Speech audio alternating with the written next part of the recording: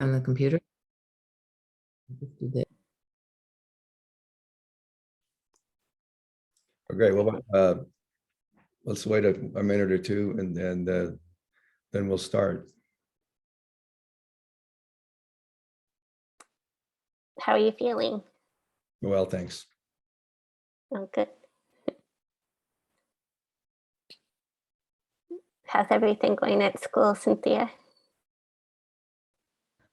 It's good now that we're back. We Yeah. got one good full weekend of school. So yeah, it's great, not remote. Oh, Uh, good. Yeah, it's actually going well. Things are starting to feel kind of back to normal, and we're still all masked and everything, but we're congregating, and kind of leaving some distance and, but going about our typical activities. So it feels pretty good. What school is this?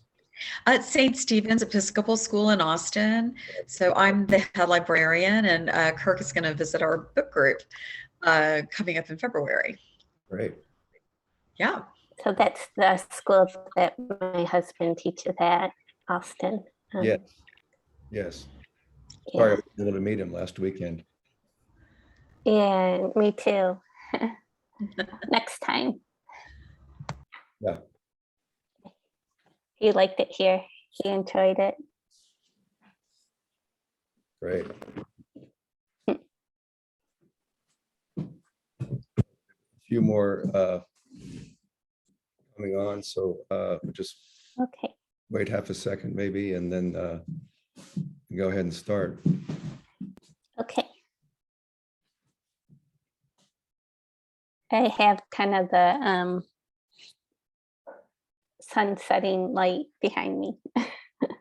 So, Yes. When we finish this, you'll be in the dark, I think. yeah, I know. I have a few lights on. So Yeah. it's a really pretty day today. Yes. Well, Kirk is at the Istana at the ranch, and I'm actually in San Antonio today. So we've never done it like this before, but that's the abilities of Zoom. So that's great.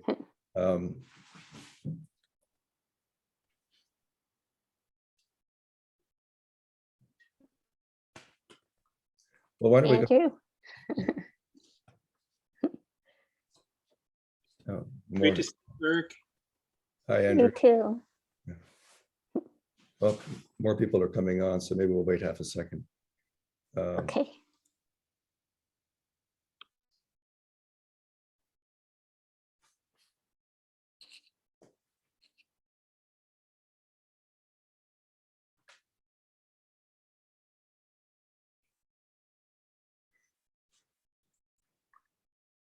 Well, why don't we go ahead and start? Anyway, we're delighted to have our first resident since last spring, really, because of COVID.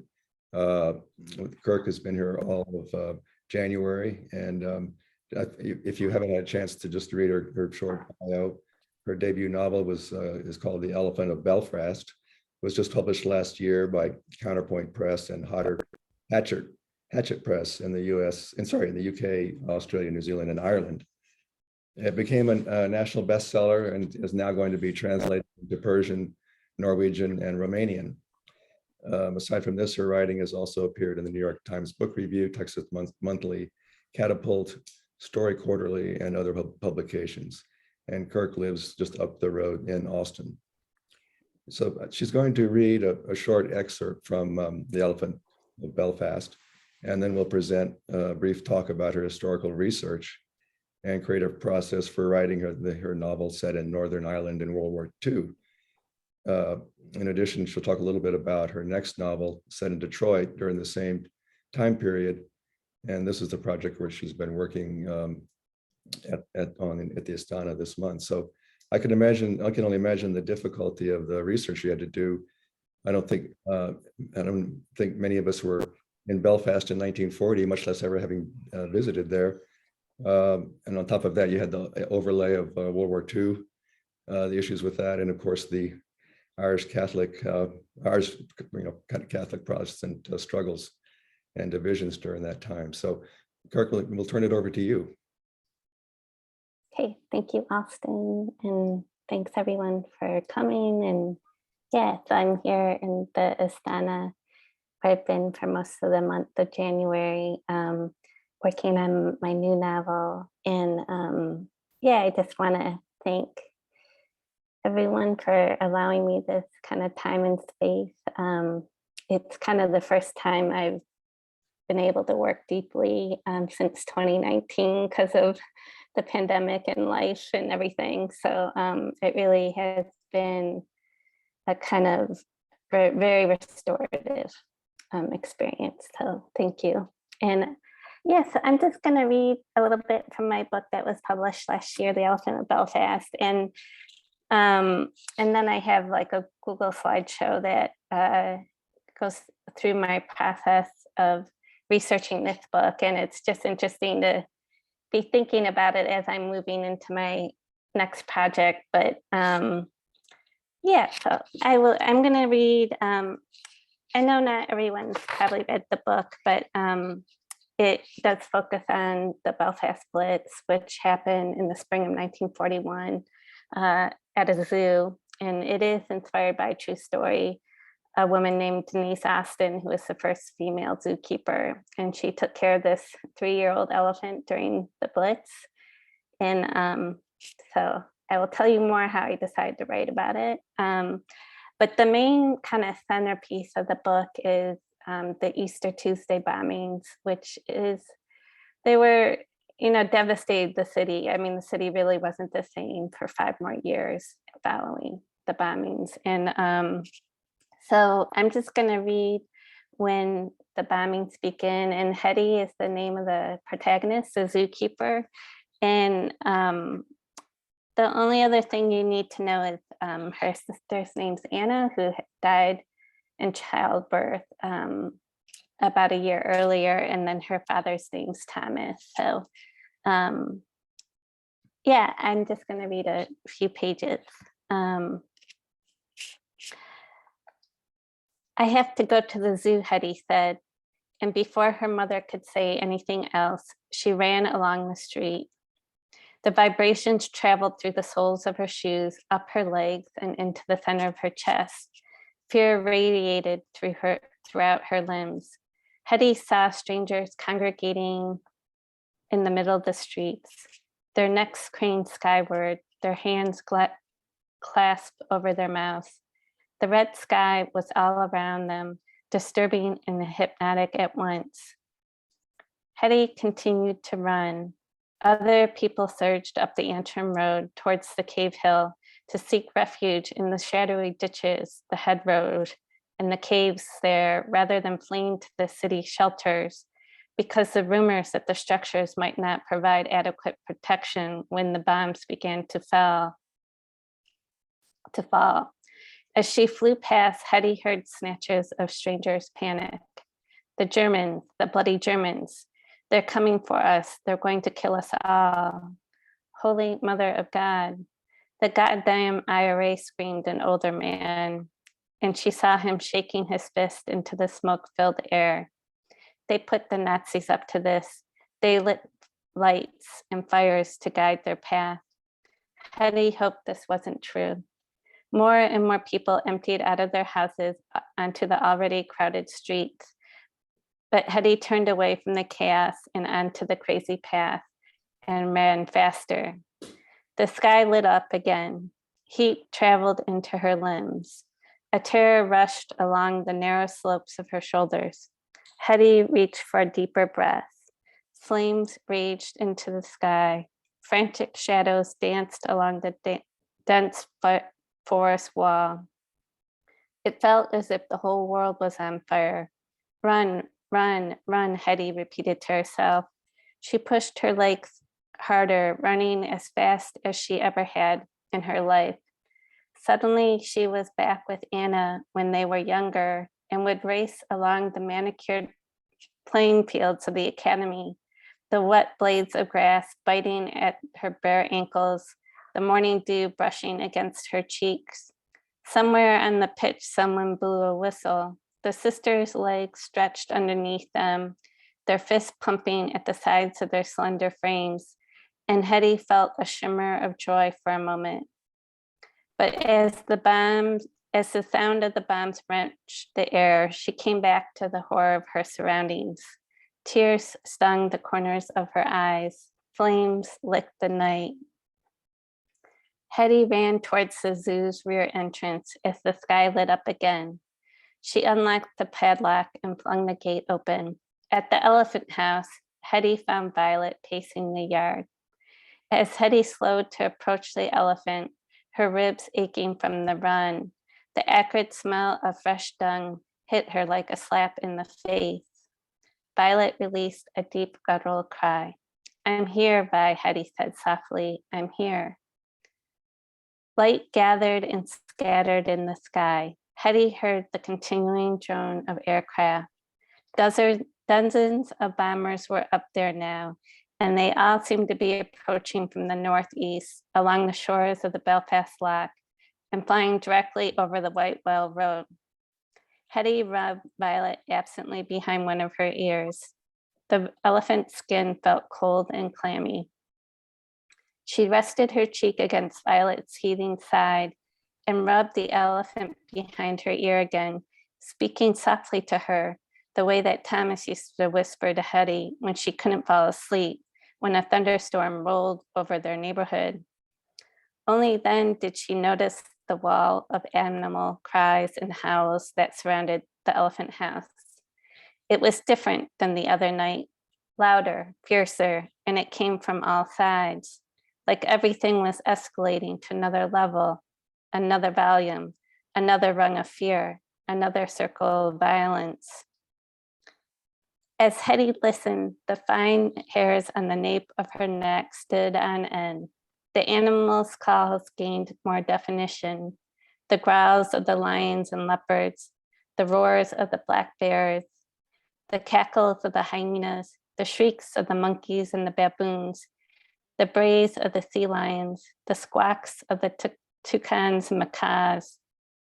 It was as if a call and response were taking place between the animals, and the shadows and darkness transformed into its own sort of mythic cathedral, with all its devout congregants praying in their own distinctive tongues at the sacred altar of their greater animal god, with hopes of reaching a higher state, a higher consciousness, so they could endure the suffering of higher proportions.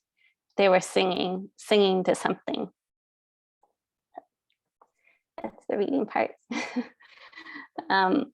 And thank you. So I'm just gonna share my screen, and I'm gonna be showing some of the historical photos and also photos from my trip to Belfast. And then I'll be showing some historical photos from related to the Detroit book. And if anyone has any questions while I'm talking, feel free to interrupt or put something in the chat. Because yeah, we're a small group. I don't want to feel like you just have to listen to me. And we always do have people who have questions, so please feel free to do so. Okay. So.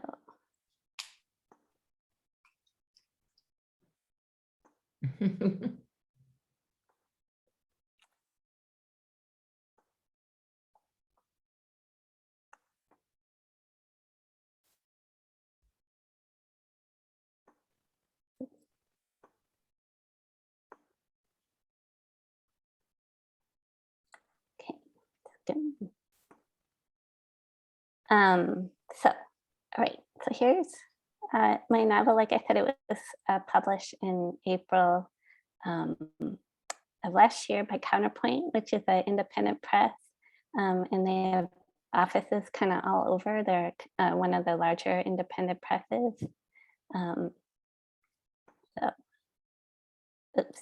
So, like I said, I actually was driving between Austin and San Antonio when I learned about this story of Denise Austin. It was on the radio, and actually at the time I was teaching for Gemini Inc. And so I actually would spend the night at Jenny Brown's house. I would teach for a couple days, but I would drive back and forth on 35. And on one of those trips, I heard this story, and it was in 2007. the Belfast Zoo, they didn't know the identity. She was called the Elephant Angel. And so as a part of the 70th anniversary, I think, of the zoo, they circulated this photo in hopes of figuring out her identity.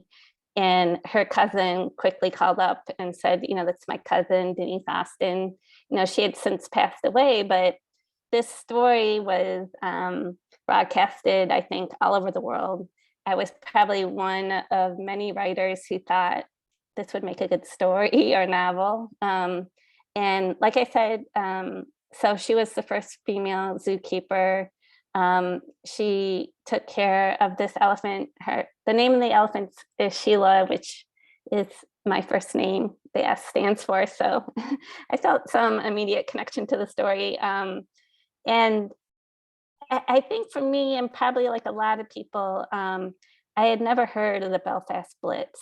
And, as a novelist, and, this is my first novel of historical fiction, but I have a good friend named Dominic Smith, and he talks about writing into the gaps and writing into periods or events that readers might not know that much about, because that kind of gives you license to fictionalize a little bit more. And so when I heard this story, obviously it was 2007, so I kind of put it in my back pocket. But I did think too, my dad's side of the family is very strongly identified as Irish Catholic. They came from Ireland, Drogheda and County Clare. But I always thought I wanted to write about Ireland. And so when I heard this story, obviously Northern Ireland is a more complicated place, but it definitely, I felt like I wanted to learn more about this event in history. So I just wanted to show you, where the reason that Belfast got bombed is that they had the shipbuilding port, and they actually built the Titanic there at the beginning of the century, but they were building a lot of arsenal for the British. And, I think people sometimes get confused because Ireland was neutral, but obviously Northern Ireland was allied with the British. And so they were producing a lot of weaponry in the shipbuilding port, and that was the main target of the Nazis. And then, so the zoo is up north a bit, and it is about 6 miles up the Antrim Road. So I didn't change that in my story. And pretty much all the geography follows how I reflect it in my narrative. And the Whitewell Road is where my protagonist lives. And she did live kind of across the street. And there was this path called the Crazy Path. So I just got kind of lucky that, there were some good facts to work with. And, as I kind of did more research, I just started reading more. Basically, there were 3 raids that happened, 2 in April and 1 in May. And, initially when I started writing, I thought I would include, Austin? Yep. Oh. Sorry, I'm here. Go Oh, ahead. did you? Did I lose I you? thought you had a question. Oh, No. no. No, go ahead. Sorry. Okay. But basically, yeah, I thought I would include all the raids in the story when I initially started, but I didn't. I just ended up including the 2 that happened in April. But I did kind of learn more. The reason that they were able to bomb Northern Ireland was, when the Germans occupied France, and it just made them more vulnerable. And Belfast, as I portray in the novel, they really weren't ready for any kind of attack. They had very few shelters, and and that's why the city was so devastated. And so so one of my good friends in Austin, I'm lucky to be friends with the novelist Elizabeth McCracken, and she suggested to me, so I started kind of thinking, I'm going to do this, I'm going to travel to Belfast. And Elizabeth said, why don't you try to write a draft of the novel before you go, just so that it can live in your imagination before you kind of see everything. And so that's what I started to do. I started to write a draft, and I wrote from photos. And so this is Harlan and Wolff. This is one of the factories that were building the arsenal for the British. And these are draftsmen. This is actually, there's a library at the New York Yacht Club, and they had a whole section about the Belfast shipbuilding port. And so that's where I got this photo. And I would say the one thing that started, I did know, like Austin said, you know, I was going to have to learn a lot about the Blitz, about elephants, about the Protestant Catholic conflict. I mean, there are a lot of layers to the story. And so because of that, I really defined the narrative constraints to be not too complicated. So I just follow one character. It's a pretty short period of time. You know, I just knew I needed to keep the narrative structure pretty simple because I knew the rest of the book was pretty ambitious. And the other thing that started happening for me, so I have lived in Texas for a while now, but prior to Texas, I lived in Manhattan for about 17 years. And my husband and I lived there during the attacks of September 11th. And I began to see kind of parallels between September 11th and the Belfast Blitz. And mostly the Easter Tuesday bombings were pretty similar in scope to what happened in Manhattan in terms of the number of casualties, how unexpected the attack was, and just the aftermath. You know, the artifacts, the ashes, the smell in the air. So that was sort of what made me think or drew me into the material, because I hadn't written about September 11th yet. I wanted to. It was probably the first, you know, I was pretty young when it happened. And yeah, so that was sort of what engaged me. And so this photo is actually, I got it from the Belfast Zoo, but this elephant preceded Sheila. Her name is Daisy, and she arrived by steamship, similar to how my book opens, and they walked her up the Antrim Road. And this photo really was one of my inspirations, like throughout the process. And one thing that's been, so this young man was about 16, and I actually, the other source of my research was the Houston Zoo, and I showed the large mammal curator this photo, and I, you know, just getting his impressions, and he said, you know, it looks like the elephant's leading them rather than the elephant, you know, them leading the elephant. And this young man with the stick, so one of the kind of pleasures of publishing my book, it was published in some other places, and the woman who's the daughter of that man reached out to me. She had read the book, and that man, so it turns out he and his wife met at the zoo and got married. So it was just amazing to meet someone who was related to this photo that I looked at for years. So, but there's a lot of historical information in this image with the, you know, the posters, but it really kind of kept me going throughout the years. And this is Sheila and Dick Foster, the head zookeeper. He inspired the character of Mr. Wright, and actually his kind of narrative arc pretty much follows what happened with him in the true story. And his character, out of all the characters, I don't know, for whatever reason, he was the easiest one for me to write. This is Sheila and her admirers. And so this is the elephant house. I pretty much followed, you know, the way it is in real life for the novel. But the thing that, once again, I showed this photo to the large mammal expert at the Houston Zoo, and he said it was likely taken soon after the war because she's underfed because of the rationing, because her skin is kind of draped on her. So I thought that was interesting, but this was another image, and it certainly inspired one of the scenes in the book. And this, I don't know who this is, and I'm not sure if this is Sheila or not, but this image inspired one of the characters, Ferris Poole, who's another zookeeper.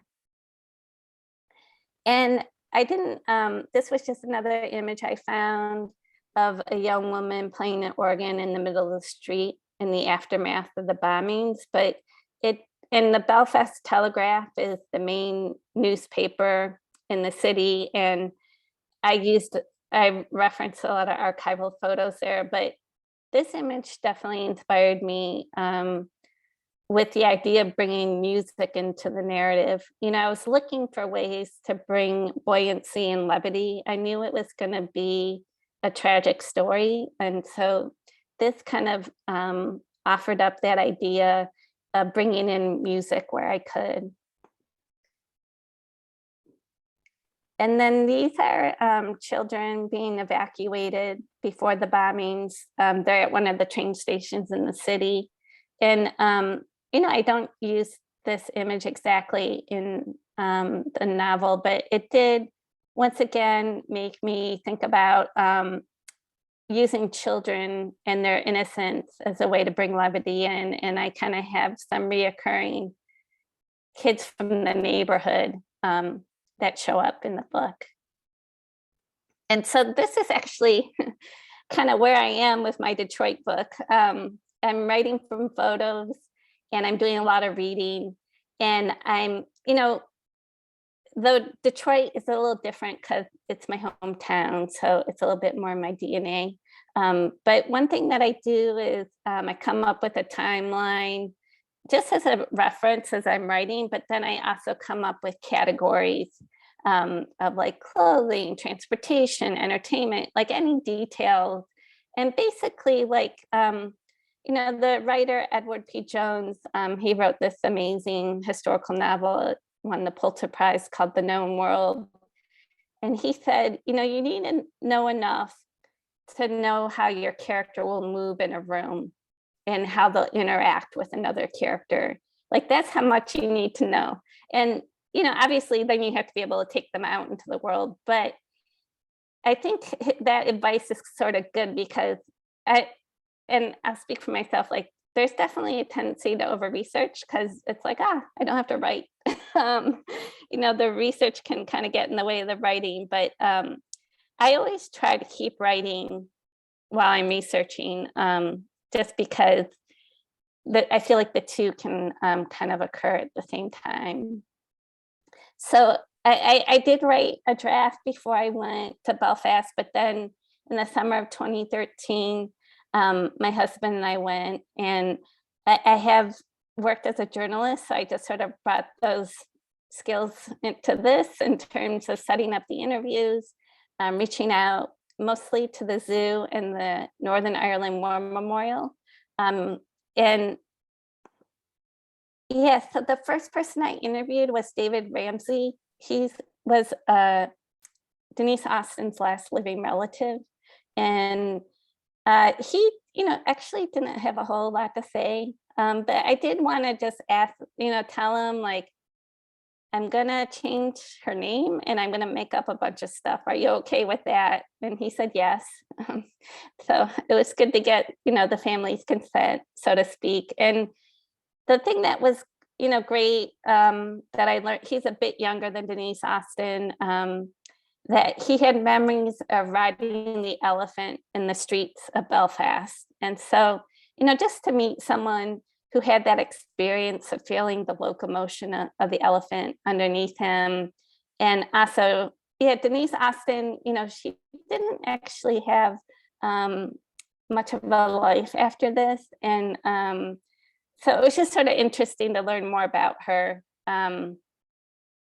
The next person I interviewed was Vance Rogers, and he was 17 years old when the Blitz happened. He was a fire watcher in a building, and his family's home was destroyed. No one in his family was killed, but so interviewing him was actually it was pretty important for me, because it was the moment where I felt like confirmation I could write the book. Just the way he described the day after the bombings, the ashes everywhere, the smells in the air. It really was similar to September 11th. And it was really important to me to have that identification. And I guess, it's interesting now with, the internet, we can get a lot of our information here. But going to do this research trip and meeting, a lot of the Blitz survivors have died.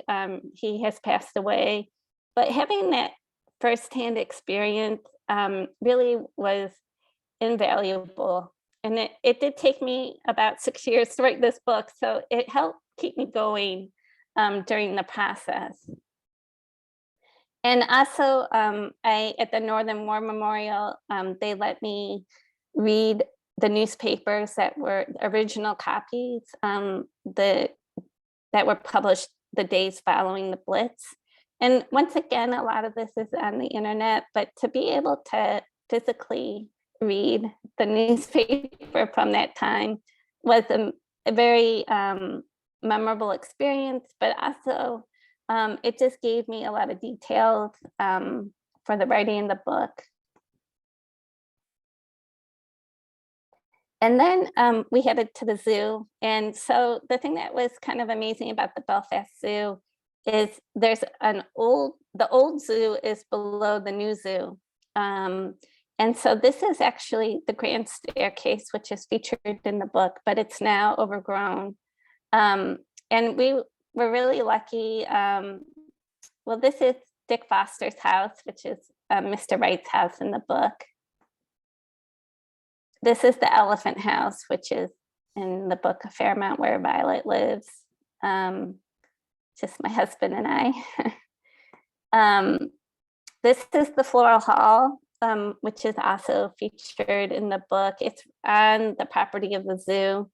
And once again, I actually didn't get to go inside, but I was able to find out what it used to look like. But I felt like, using the dance hall as one of the set pieces for the book. For anyone that has read the book, there's, a scene that takes place before the bombings and one during the bombings. And, I was really interested in looking at public spaces and how they change during times of crisis. And so this woman, her name's Delia Murphy. She's an Irish singer, and she did actually sing through the night of the Easter Tuesday bombings.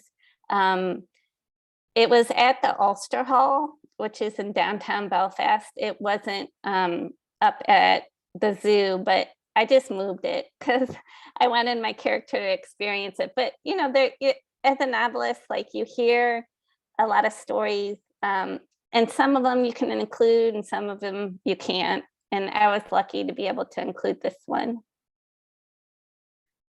Oh, and I don't know what happened to the image, but I had a picture of two zookeepers from the zoo. And one of them, his name was Raymond Robinson. And he spent 2 days with us, but he was sort of the informal historian when he wasn't catching lemurs around the zoo property that were getting loose. But so he was really helpful. And this is just the northern coastline. We spent some time up here. And this is, it looks a lot like other parts of Ireland. This is my husband walking, but I did feel a strong connection to place when I was there. And even though it was Northern Ireland, I felt pretty connected to Belfast when we were there.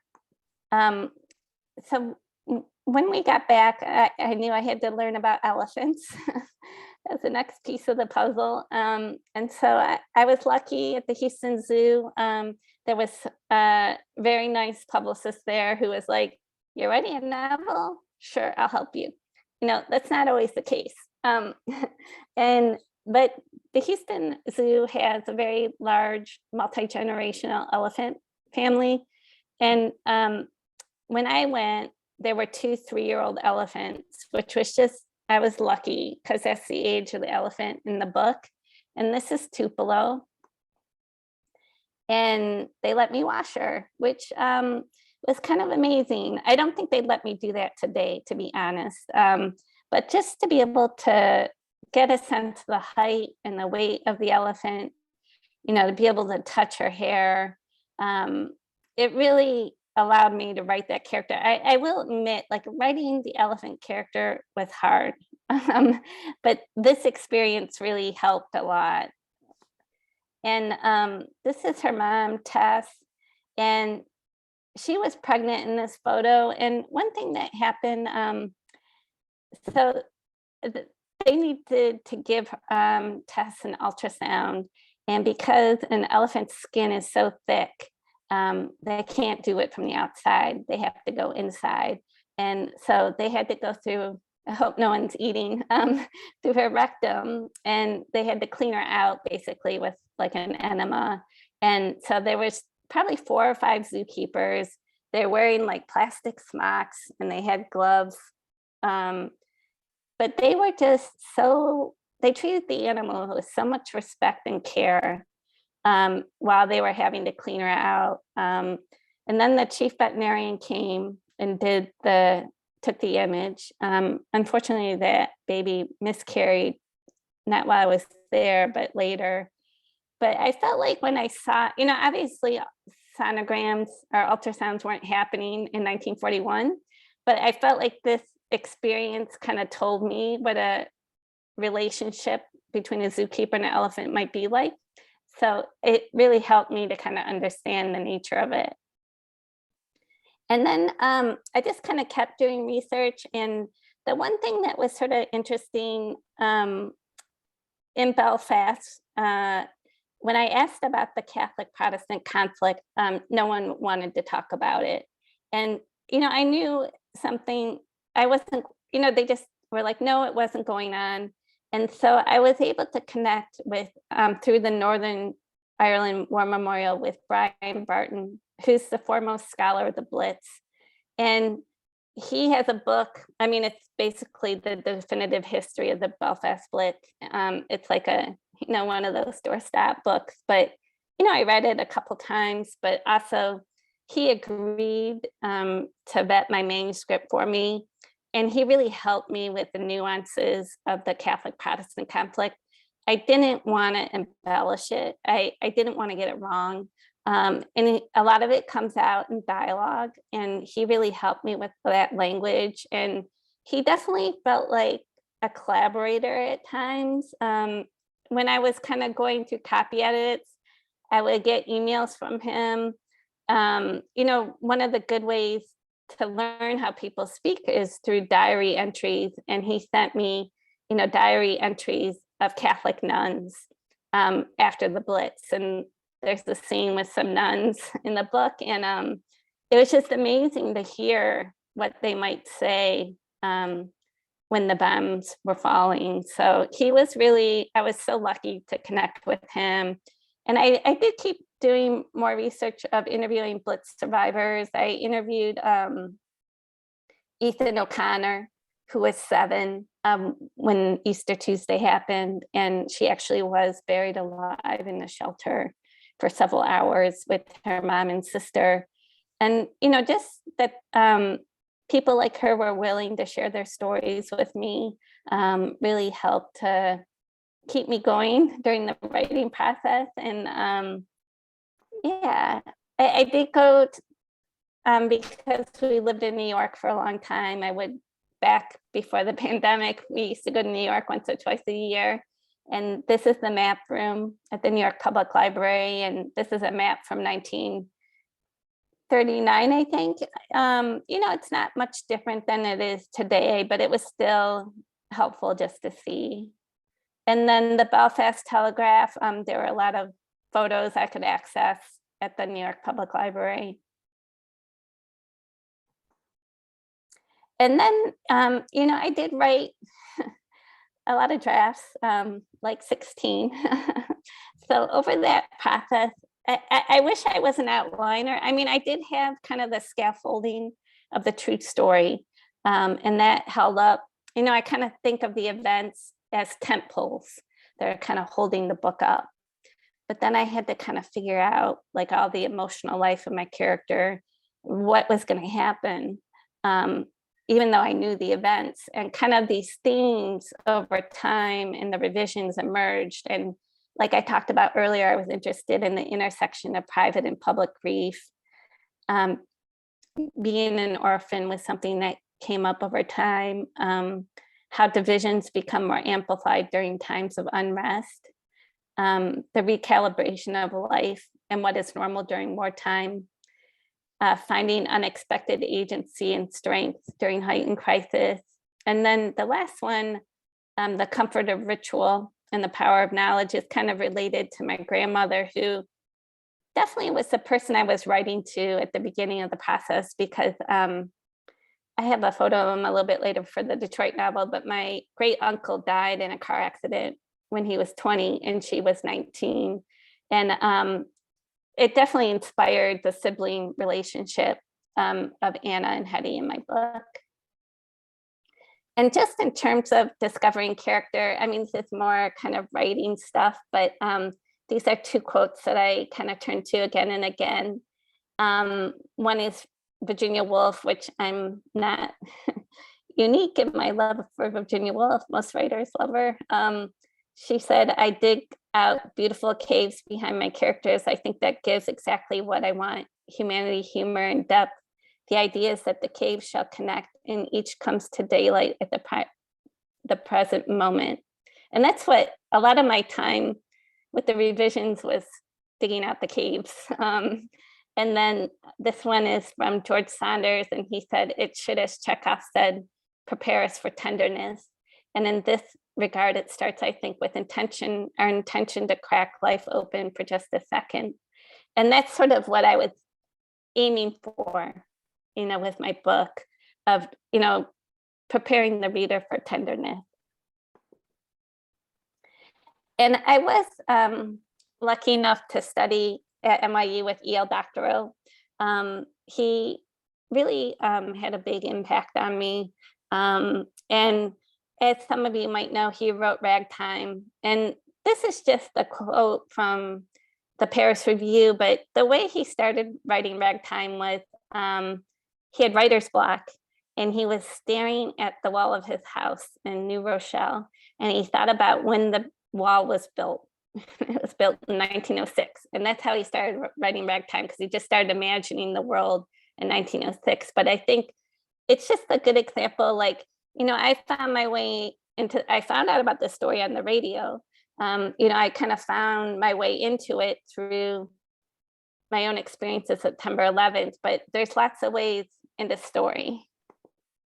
And these are just some of the books that inspired me in the reading process. And I was interested in kind of shorter historical novels. You know, I think for me,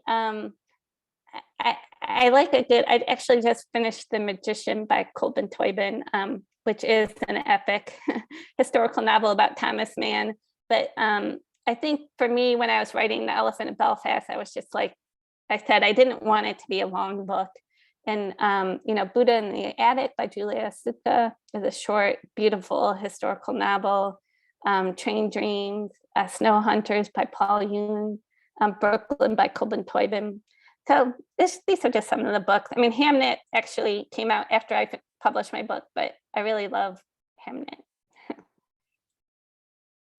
And yeah, so this is just The Zookeeper of Belfast. So Hachette, who published it in the UK, Australia, New Zealand, they said, "We will publish your book, but you have to agree to change the title."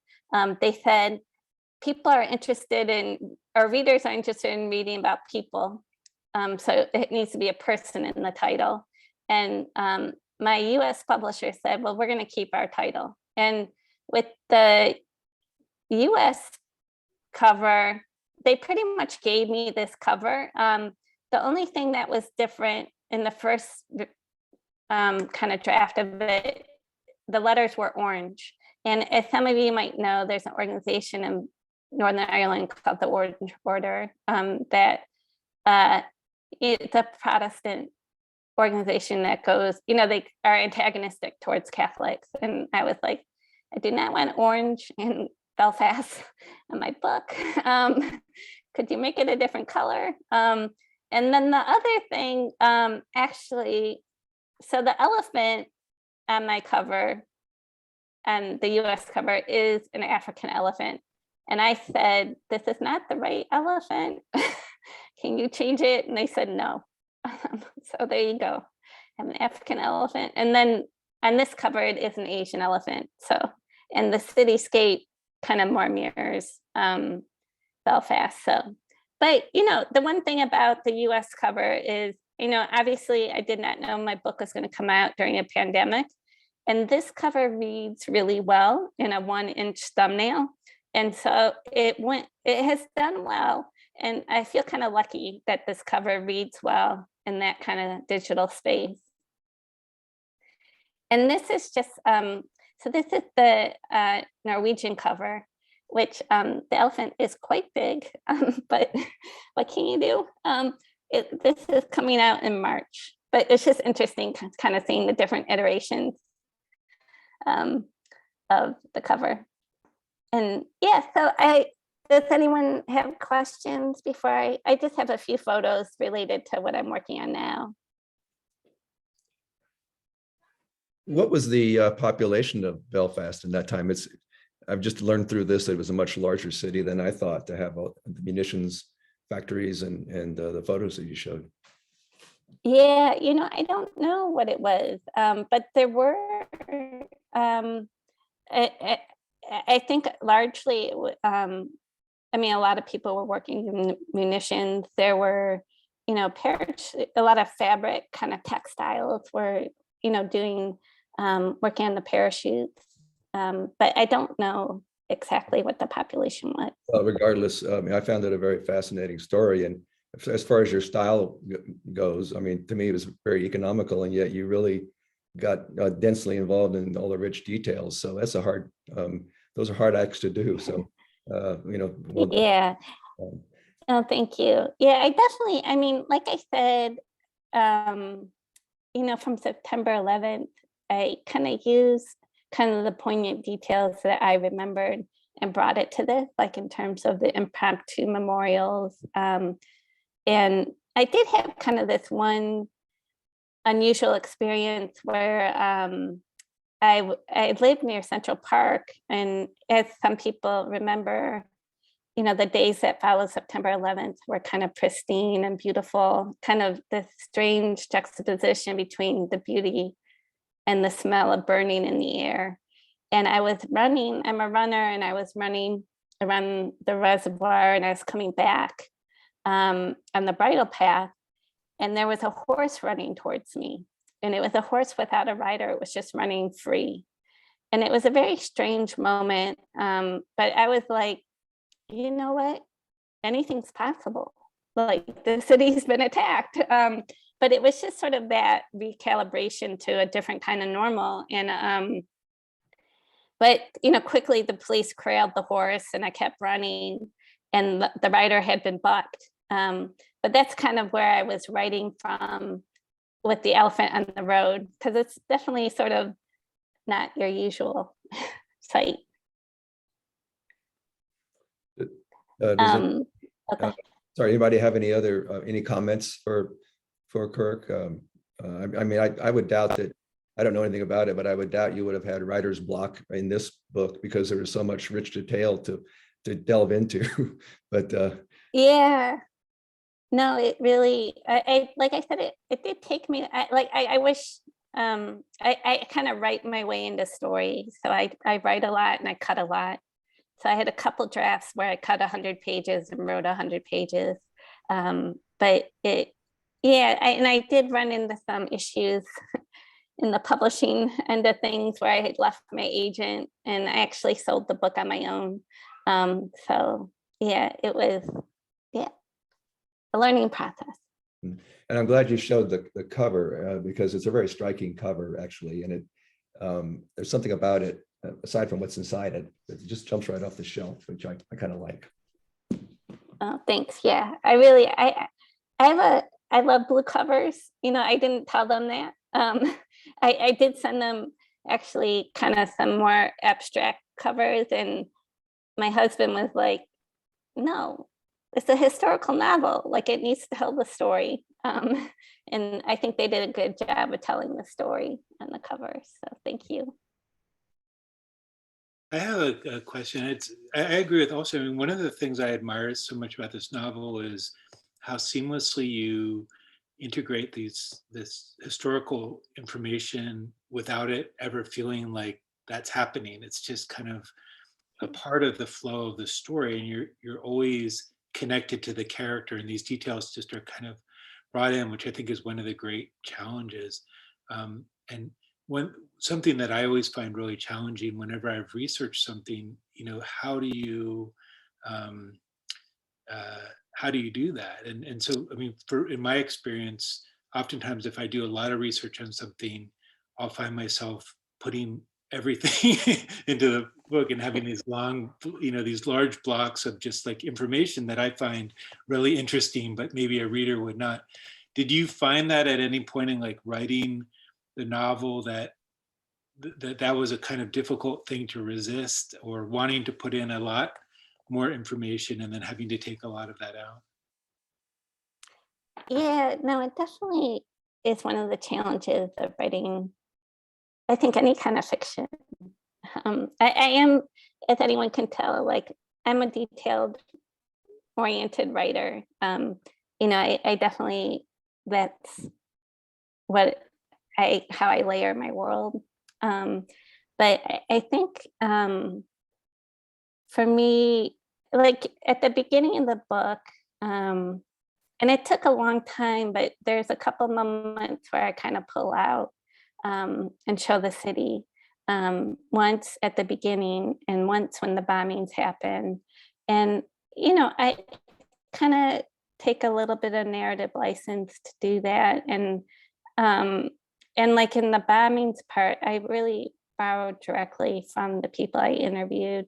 And I did rewrite it and change it, but I think, I don't know, to answer your question, like I'm mostly trying to animate and sing. But I do think there is, I don't know, like you said, you know, like information can come through the radio, it can come through the newspaper. You know, there's lots of ways to kind of remind the reader, like, here we are, this is where we are, this is where we are. And I think for me with this book, like the Floral Hall, St. George's Market, I had these like set pieces and that's kind of what I was kind of organizing the book around. So yeah, I don't know, it's hard. But I think like a lot of editing but like my UK editor with Hachette, so she is a more kind of women's fiction person, like more commercial. And she had me put in more of like stating the emotions of the character. And I was a little resistant to that, but I did do it more. But it did end up being like a 90,000 word novel, or 95, I think, in the end. So, and does that answer your question? I'm curious about something. I have not read the novel, so pardon me if you cover this in the novel and answer my question in the text. But we know that the Republic of Ireland was neutral during the war, although in many ways it sympathized with the Germans because they were the enemies of the British. I'm wondering if there were any collaborators coming from the South who might have assisted in the strategic planning of the bombings. I allude to that, that could have happened. Yeah, And but there is kind of a storyline of one individual who, yeah, I don't want to give away what happens, but basically create some violence to try to weaken the police force in Belfast. But yeah, so there was definitely different kind of crossing of information and that different shifting alliances. And I think that was the thing that,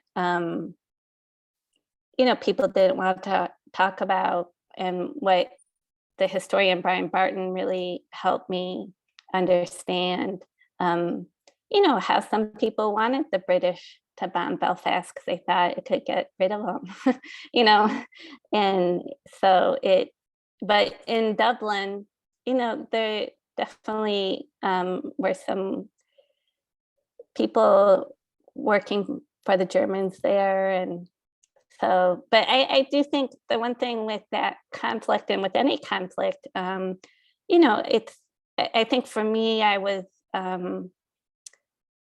didn't want to create generalizations. I was just kind of telling different parts of the story, but I didn't want to exaggerate it in any way. So, but that was actually one of the interesting parts for me, and kind of, and when the bombings happened, Ireland did send up some of their fire brigade. I mean, they did try to help because it was so devastating. But it was, yeah, I think a confusing time.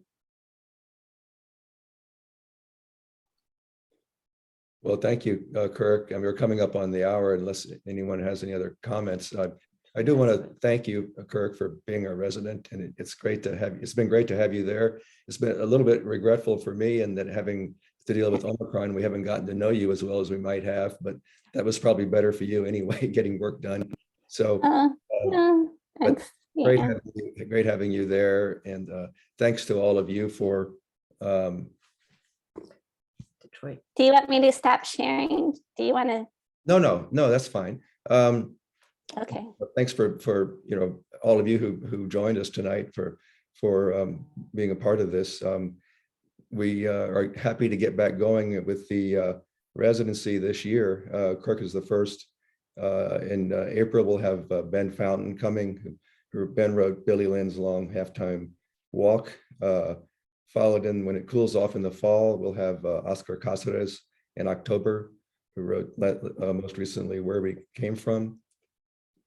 And then in November, all the way from Amherst, Massachusetts, we're going to have Jennifer Acker, who is, aside from having just written a debut novel called The Limits of the World, is the founder and editor of the Amherst literary review called The Common. So, and then we have more coming in 2023. So we're in good shape to go forward if we have no other interventions coming in, unforeseen or not. Thanks very much, and we look forward to hopefully seeing you in April. Thank you. Thank you. Yeah, thank you for coming. Thanks, Andrew. Thanks, Cynthia.